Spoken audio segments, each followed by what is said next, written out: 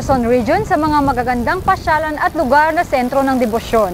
Kaya naman itong nagdaang Holy Week, dagsa ang naging turista, deboto at bakasyonista sa mga probinsya gaya ng Laguna at Quezon. Silipin natin ang ilang paghahanda ng pulisya na bahagi ng ligtas na bakasyon sa segment nating ito.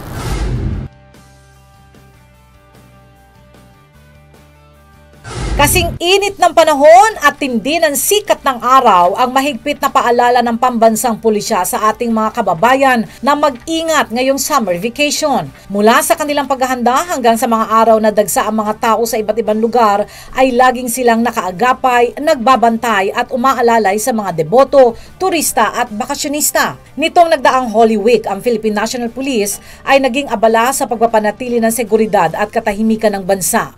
Sa kanilang pagtatala, naging matahimik at mapayapa ang pagsalubong ng mamamayang Pilipino sa okasyong ito. Ngayon ay itatampok namin ang ilang preparasyon at aksyon ng pulisya tungkol sa unang bahagi ng SUMVAC 2015. Pinasyalan ng Police at Your Service Team ang Calabarzon Region, partikular ang Laguna at Quezon Province. Dagsa ang mga turista at deboto sa mga lalawigan ng Laguna at Quezon dahil marami sa mga historical places at magagandang tanawin ang matatagpuan dito, kaya naman puspusan ang pagbabantay ng mga pulis para mapanatili ang pangkalahatang seguridad ng lugar. Sa Victoria, Laguna, masigasig ang mga pulis, katuwang ang kanilang force multipliers at lokal na pamahalaan sa kanilang Oplan Ligtas SUMVAC.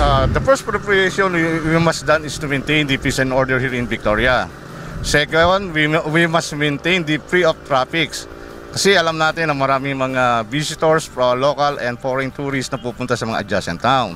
So without the presence of the police, so there must be a traffic lodge. And number two, how can we sustain that? It must be supported by the force multipliers na sinasabi natin from local government unit and other agencies. Ayon pa kay Police Senior Inspector Castellejo, patuloy din ang kanilang istasyon sa pagsasagawa ng iba pang police operations. Bukod sa Holy Week, inaasahan din nila na ngayong Abril at Mayo ay patuloy ang pagdagsa ng mga tao sa kanilang bayan para magbakasyon. Nagtungo rin ang aming team sa kanilang bayan ng Pakil sa Laguna. Papasok pa lang kami sa maganda at makasaysayang bayang ito ay pansinan namin ang mga pulis at mga force multipliers na abala sa pagbabantay ng mga turista at pagmamando ng trapiko. Andito po tayo sa bayan ng Pakil, lalawigan ng Laguna.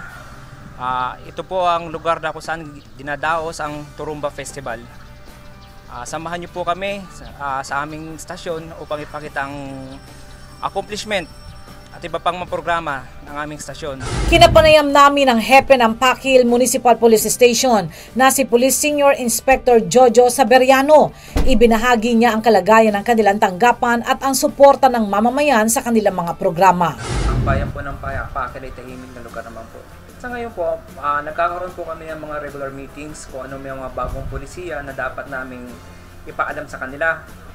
Suportang bibigay sa amin at suportang bibigay sa kanila sa pamamagitan nga ng mga meeting, ng mga COMSTAT briefing at iba pang mga bagay na kailangan nilang malaman. Information dissemination po ang ginagawa ko sa ating mga NGOs at LGUs sa tumutulong po sa kakapulisan ng Pakil. Bagaman maliit na bayan lamang ang Pakil, dagsa naman ang pumupunta at bumibisita dito lalo na sa panahon ng Holy Week at piyesta ng kanilang bayan. Aktibo rin sa kanilang lugar ang mga force multipliers kabilang mga non-government organizations, radio communication groups, Bantay Bayan, reservists ng Armed Forces of the Philippines at lokal na pamahalaan ng Pakil. Sila ay katuwang ng pulisya sa pagpapatupad ng anumang mga programa at proyekto na ang layunin ay kapayapaan at katahimikan sa buong nasasakupan.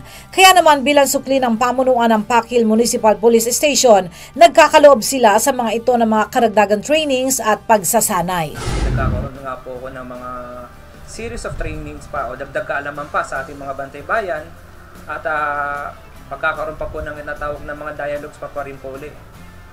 Katulad nga sabi ng mga programa, mapag-iisa na po namin yung mamamayan at makapulisan sa pagtulong sa pananatili ng katahimikan sa bayan po ng Pakil. Patuloy naman ang pamunuan ng Pakil Municipal Police Station sa pagbabantay ng seguridad at pagpapanatili ng kaayusan at katahimikan, lalo pa at nagsisimula pa lang ang mahabang summer vacation. Dagdag pa ni Hepe na bukas ang kanilang istasyon sa anumang reklamo o sumbong. Sa mga nais pong dumulog o magreklamo at iba pang mga bagay na may kinalaman ng serbisyo ng kapulisan, ang number po ng Pakilimtok po ay 557-1996. Samantalang aming operation center na may cellphone number na 0998-427-6624. Yan po ay 24/7 pong bukas sa mga nais pong mag-report o kailangan po ng tulong. Diyan po kami nakahanda pong maglingkod para po sa inyo. Sa pagpapatuloy ng aming coverage sa efforts ng pulisya sa Region 4A, pinuntahan din namin ang bayan ng Lucban sa Quezon. Kilala ang Lucban, Quezon sa festival, pasyalan at religious sites na dinarayo ng mga turista at deboto. Narito po tayo ngayon sa bayan ng Lucban, lalo dito po sa Kamay ni Jesus Shrine. Dito po ay napakaraming ngayong panauhin na tulad na nakikita ninyo. Kilala din po ang bayan ng Lucban sa Longganisa po at Pahiyas. Ito po ay isang masayang bayan at napakatahimik pong bayan. Ako po ang inyong Chief of Police, Police Chief Inspector Reynaldo Gala Casilag ng Lucban, Quezon po. Libo-libo ang pumupunta sa bayan ng Lucban, kaya naman ang buong pamunuan ng Lucban Municipal Police Station ay agresibo para sa pagpapanatili ng mga kaayusan ng lugar. Una po, nagtatag tayo ng Motorist Assistance Center at saka po Public Assistance Center. So ito po ay tinatauhan ng ating mga kasamahan, kapulisan po at saka mga civilian volunteer. Po natin ang Kabalikat, Civicom at saka pong Guardian Brotherhood. Ayon pa kay Hepe, sa ganitong panahon nagpapadala ang higher headquarters ng mga karagdagang pulis para kaagapay nila sa anumang programa. Natutuwa naman ang mga turista sa efforts na ipinagkakaloob ng pulisya. Ayon sa kanila, malaking tulong ang para sa kanilang seguridad na makitang mayroong pulis na nagbabantay sa kanila. Yung pagpunta ko po dito, yung nakita ko po yung may mga maraming pulis ho. Para pong pakaramdam ko po talaga, safe na safe kami ng mga kaibigan ko. Para po walang mangyayari sa amin. Yun lang po. Ma'am, nagpapasalamat po ba kayo na may mga pulis po na nagbabantay po dito? Opo, nagpapasalamat po ako kasi ang dami-dami po pumunta dito kasi nga Holy Week po. Para pong ligtas po lahat talaga pumunta dito. Para po sa akin, feeling ko po talagang secured po kami dahil katulad po niyan may mga pulis po or nagbabantay po sa amin. Siyempre po, para sa akin pakaramdam po secured po kami dahil minamanage nila yung mga bagay upang kung sino mang yung mga tao na pumupunta dito, iniingatan nila or binabantayan nila para hindi magkaroon ng mga anumang bagay na halimbawa sakuna na iyan o kaya hindi maiwasan yung mga bagay na magkaroon ng krimen or mga... Isa rin sa pinakaaktibong force multiplier sa Lucban ay ang Kabalikat Cavicom. Ayon sa kanila, lagi silang nakaalalay sa pulisya kahit sa anumang programa. Kami po mula po sa PDRIM, sa probinsya po ay nagkaroon po ng mga pagpupulong tungkol po dito sa gaganaping summer vacation sa Lakbay-Alalay para sa mga motorista. Ganun din po itong Semana Santa. So bali ang participation po namin is kami yung Kabalikat Civicom sa buong Quezon. Kami po yung official communicator ng Sumbak, Semana Santa.